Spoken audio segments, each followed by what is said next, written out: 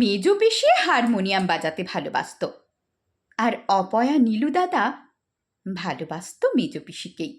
ওরা দুজনেই ভালোবাসত রজনীগন্ধা। মহালয়ার ভোরবেলা রেডিওর অনুষ্ঠান শেষে পিসি হারমোনিয়ামে গান ধরত, বাজল তোমার আলোর বেনু। দূর থেকে দেখলে পরে মনে হতো যেন সাক্ষাৎ মা সরস্বতী আগলে বসেছেন হারমোনিয়াম। নীলু দাদা দাঁড়িয়ে থাকতো বাড়ির পিছনের জানলাটায়।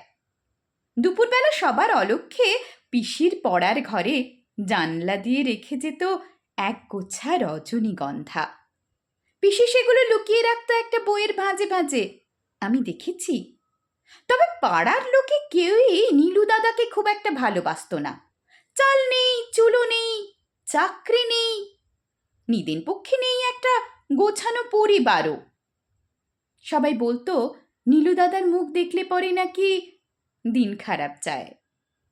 পিসিকে যেবার শহর থেকে পাত্রপক্ষ দেখতে এসেছিল সেই মাসে নীলু দাদার ছিল এসএসসি পরীক্ষা। পিসিকে পাত্রপক্ষ পছন্দ করলেও বিধাতার খুব একটা পছন্দ হয়নি নীলু দাদাকে। নিজের অসুস্থ বাবার ইচ্ছার বিরুদ্ধাচারণ করতে পারেনি সেদিন মেজ পিসি। শুনেছিলাম পিসির বিয়ের দিন নাকি প্যান্ডেল বেঁধে দিয়েছিল সেই অপয়া নীলু দাদা, ঠিক যেমন করে উঠতি প্রেমিক নিজের প্রেমিকার খোঁপায় বেঁধে দেয় রজনীগন্ধার মালা। বিয়ের পেড়িতে ওঠার সময় পিসির অমন ফুঁপিয়ে কান্নার অর্থ বোঝেনি কেউই সেদিন। পিসির শ্বশুরবাড়ি ছিল ভারী সম্ভ্রান্ত পরিবার। অষ্টমঙ্গলার পর পিসির শ্বশুরবাড়ি থেকে আর কেউ এই বাড়ি আসেনি। হঠাৎ 7 মাস পর খবর এসেছিল পিসি গর্ভবতী। তার 1.5 মাস পরে এক মহালয়ার ভোরে এসেছিল একটা অ্যাম্বুলেন্স। তার ভিতর সাদা চাদর চড়ানো আমার পিসিকে দেখিয়ে একজন ভদ্রলোক জানিয়েছিলেন সিঁড়ি থেকে পড়ে গিয়ে গর্ভপাত, সেই থেকে রক্তক্ষরণ, সেই রক্তের ক্ষরণেই নাকি পিসি চলে গেছে আমাদের ছেড়ে। অ্যাম্বুলেন্স আমাদের পাড়া ছেড়ে যাওয়ার সময় আমি দেখেছিলাম আমার অপয়া নীলু দাদাকে, কাঁধে একটা কাপড়ের ব্যাগ, টিউশনি ফেরত সম্ভবত। দূর থেকে দেখছিল সাদা কাপড়ে মোড়া নিজের রজনীগন্ধাকে, কাঁদেনি এক ফোঁটাও। আজ মহালয়া, আজ পিসির মৃত্যুবার্ষিকী। আজ ভোরবেলা উঠে নীলু দাদা স্নান করে যাবে টিউশনি পড়াতে।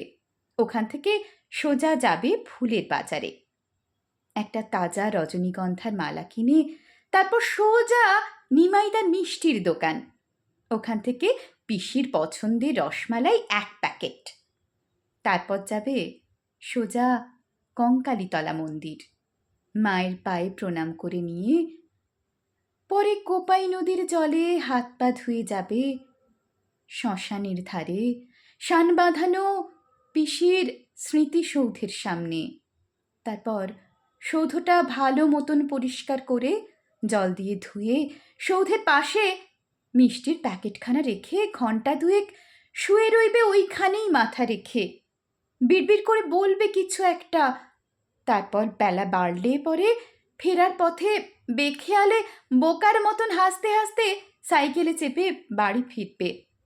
গাঁয়ের লোক বলে নীলুদাদা নাকি সামান্য পাগল, মা বলে নীলুদা বড় ভালো মানুষ, মেজমাসি বলে আদিক্ষেতা। তবে কেউ না জানলেও আমি খুব ভালো মতন জানি আমার অপয়া নীলুদাদা মহালয়ার দিনে পিসির জন্য রজনীগন্ধা এনে দিলে পিসি আজও আগের মতনই ভীষণ খুশি হয়।